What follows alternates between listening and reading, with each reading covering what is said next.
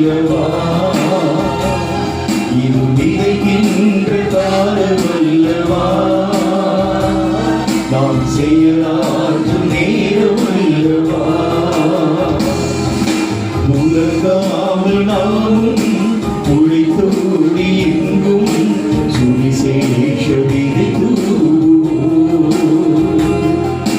உலகாமல் நாமும் உழைத்தோடி எங்கும் சுவிசேஷ விதை விதைக்கின்ற காலமல்லவா, நாம் செயலாற்றும் நேரமல்லவா,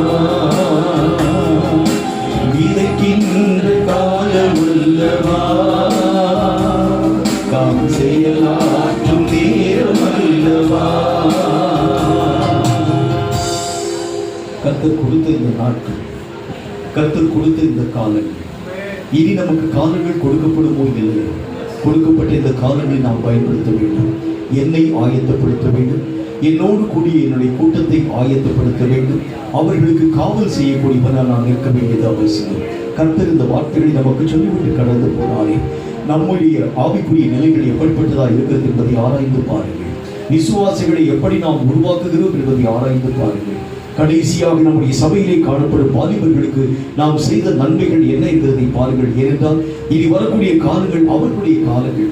அவர்களுக்கு உரிய வழிகளை நீங்கள் காண்பியாது இருக்கிறது உண்டானால் அந்த காலங்களை இனி அவர்கள் எப்படி தங்கள் வாழ்க்கையை பயனாக்க முடியும்? கர்த்தராகிய தேவனுக்குள் அவர்கள் உருவாக்கப்படும்படிக்காக சபையிலே காணப்படும் வாலிபர்களுக்காக நம்ம ஜெபிக்கணும். சபையிலே காணப்படும் விசுவாசிகளுக்காக நம்ம ஜெபிக்கணும். சரியான விதத்தில் நாங்கள் அவர்களை உருவாக்க எங்கள் ஒவ்வொருவரையும் தகுதிப்படுத்தும் என்று நமக்காகவும் நாம் ஜெபிக்க வேண்டியது அவசியம். கர்த்தர் பேசிய இந்த வார்த்தையின் அடிப்படையில், கர்த்தர் சொன்ன இந்த வார்த்தையின் அடிப்படையில், கர்த்தராகிய தேவன் தந்த இந்த பரிசுத்தமுள்ள ஆலோசனையின் அடிப்படையில் எங்களை ஆயத்தப்படுத்தவும், எங்கள் விசுவாச மார்க்கத்தார்கள் ஒவ்வொருவரையும் ஆயத்தப்படுத்தவும், எங்கள் சபையிலே காணப்படும் வாலிபர்களையும் சிறு குழந்தைகளையும் ஆயத்தப்படுத்தவும், எங்கள் ஒவ்வொருவருக்கும் ஏற்ற ஞானத்தை கிருபையை கர்த்தர் எங்களுக்கு தந்து எங்களை ஆசீர்வதிக்க வேண்டும் என்று படி நாமத்தினால் நாங்கள் ஜெபிக்கிறோம் என்று கர்த்தரை நோக்கி எல்லாரும் வாய்களை திறந்து ஒரு நிமிஷம் நம்ம ஜெபிக்கலாமா?